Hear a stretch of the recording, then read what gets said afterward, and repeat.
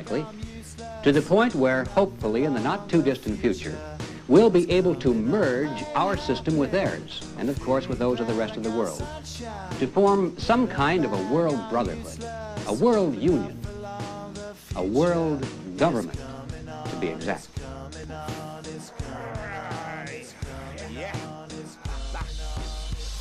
Which by definition would hold a monopoly over all these weapons of mass destruction, and then nuclear war between nations finally would be impossible, for the simple reason that there no longer would be any nations, including our own.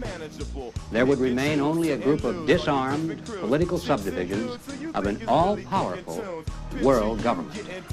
We're assured that since this would be a world coalition government, for that reason the communists wouldn't try to seize power. They'd be content merely to share in it.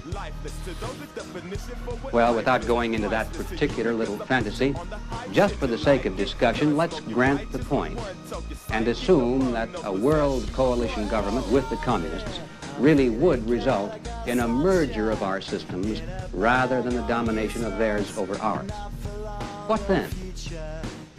Well, first of all, we would have to be willing to give up certain things that we would rather retain, such as our sovereignty and our independence. In other words, we must be willing to abide by the political dictates of the majority of other nations.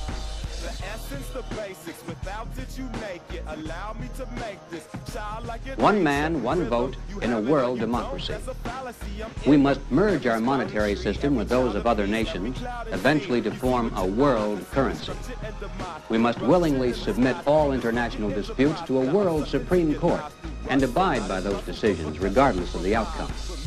And above all, we must turn over our most powerful weapons and even our armies to international control, so that the new world government will possess sufficient military might to compel the various political subdivisions by force, if necessary, to comply with the dictates of its laws and the decrees of its court.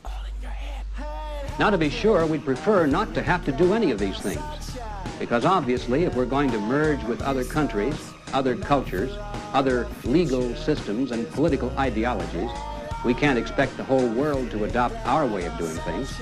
It'll be a give and take situation in which we'll have to seek a common denominator, a middle ground between our way of life and the way things are done in other parts of the world.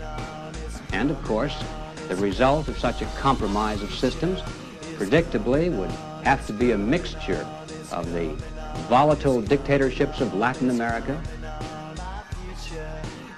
the tribal customs of newly emerging Africa,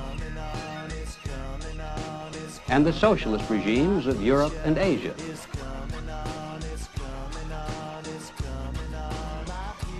Add to this concoction the necessity to absorb the doctrines and methods of communist regimes, and it's rather obvious that we're just going to have to give up certain cherished traditions and customs and learn to adjust to a way of life substantially different from that which we inherited.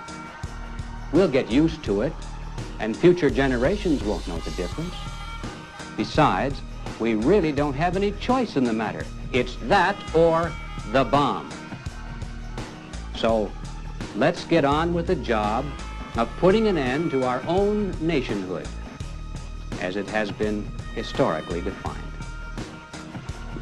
Now, ladies and gentlemen, the men who have formulated this grand design consider themselves to be part of the intellectual elite.